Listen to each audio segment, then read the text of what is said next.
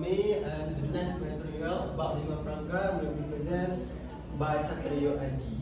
So Aji, the floor is yours.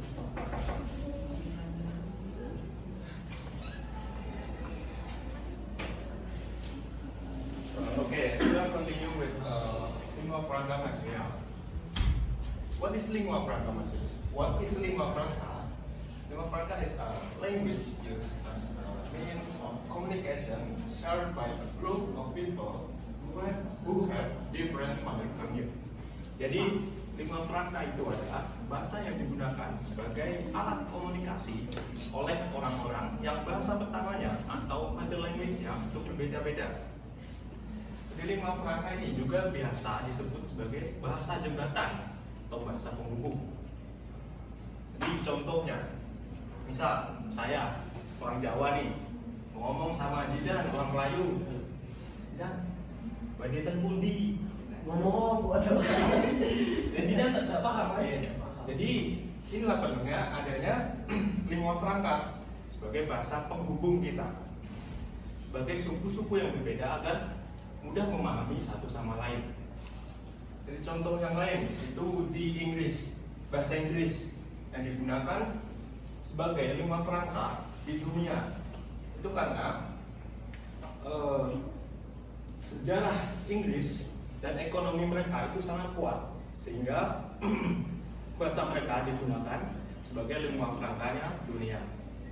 Contoh lain itu bahasa Topisin di negara tetangga kita, itu Papua Nugini. Itu negara yang punya paling banyak bahasa daerah, bahasa lokal. Jadi mereka menggunakan Topisin sebagai lingua franca mereka yang berangkat dari bahasa Inggris. Selanjutnya yaitu the social role of lingua franca. The first one is facilitate inter-ethnic communication. Jadi lingua franca ini juga punya peran sosial yang besar. Salah satunya yaitu mempermudah komunikasi antar etnis. Seperti yang sudah saya bilang tadi, saat berkomunikasi dengan suku lain dengan bahasa yang berbeda, kita akan kesulitan atau tidak paham satu sama lain. Jadi lingua franca ini memudahkan orang dari latar belakang berbeda tetap bisa saling memahami.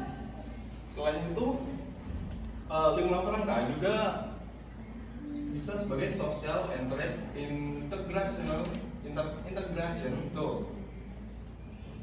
Lingua franca juga menjadi alat integrasi dalam perdagangan dan kehidupan sosial.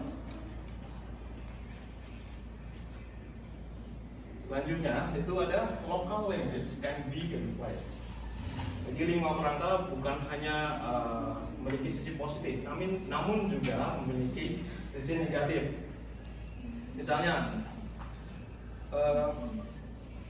penggunaan lingua franca yang terlalu dominan bisa membuat bahasa lokal semakin jarang digunakan. Jadi lama-kelamaan bahasa daerah bisa tergeser atau bahkan hilang. Jadi lingua franca ini bisa jadi pedang bermata dua. Di satu sisi bisa sangat membantu komunikasi dan persatuan, tapi sisi lain juga bisa mengancam keberlangsungan bahasa daerah. Oke, materi selanjutnya itu adalah pitching dan GS.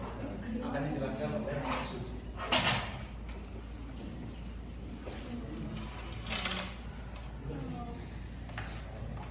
The next material is pidgins and crayons. What is pidgins? Pidgin is a simplified language that develops when two groups of people who speak different language need to communicate, usually for trade or other practical interaction. This language has no native speaker and is only used as a temporary means of communication. Jadi,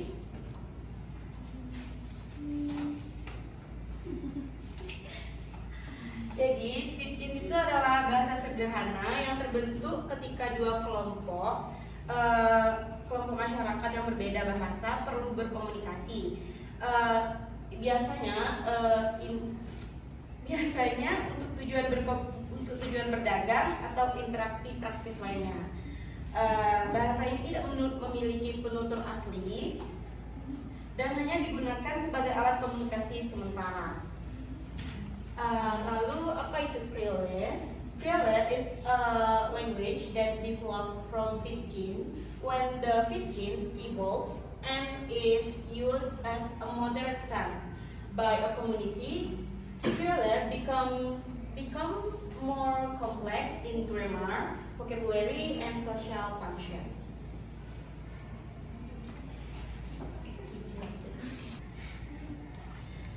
Oke, jadi Creole itu adalah bahasa yang terbentuk dari Pidgin tadi. Ketika Pidgin tersebut berkembang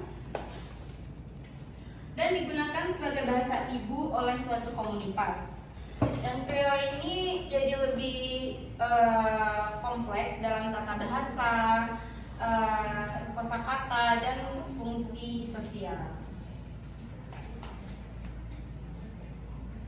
Okay, next the characteristic of Pidgin and Creole.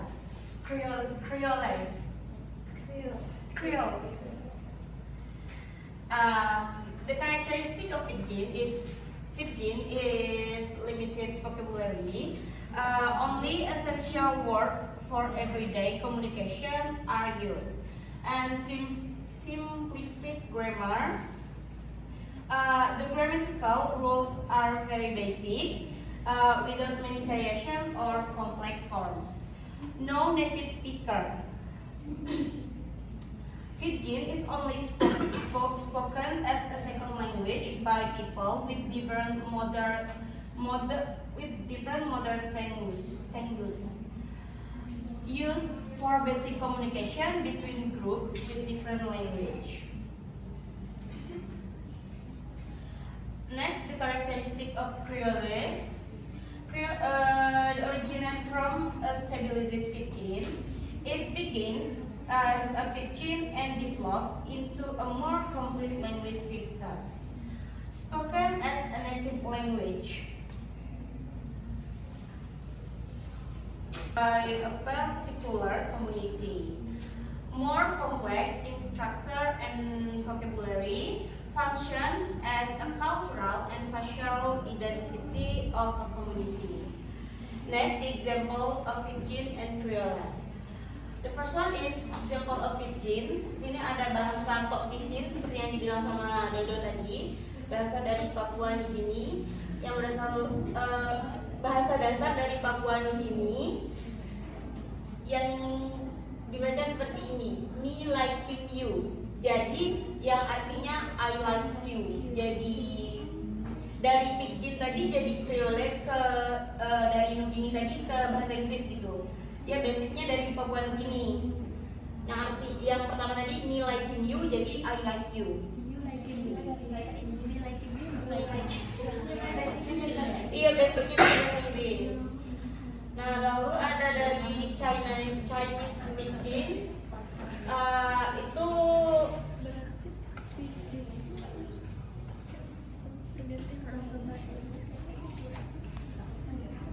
once used between Chinese and English traders. The next one is example of Creole. Di sini ada Haitian Creole. Originate from contact between French and African language. Pertama tadi dari Muen Renmen O, artinya jadi I love you. Lalu ada Jamaican Creole Patois, originate from English plus African language. Seperti me dehya, jadi I am here. Jadi secara singkat, Pidgin itu bahasa apa ya? Secara singkat, Pidgin itu tadi cuman bahasa bahasa dasar, bahasa sederhana yang terbentuk dari dua kelompok yang berbeda untuk berkomunikasi. Jadi itu tidak punya bahasa, tidak memiliki penutur kata asli. Nah, lalu si Creole ini tadi tercipta dari si Pidgin. menjadi bahasa ibu. Sedangkan si pidgin tadi kan cuma bahasa sederhana. I think that's all.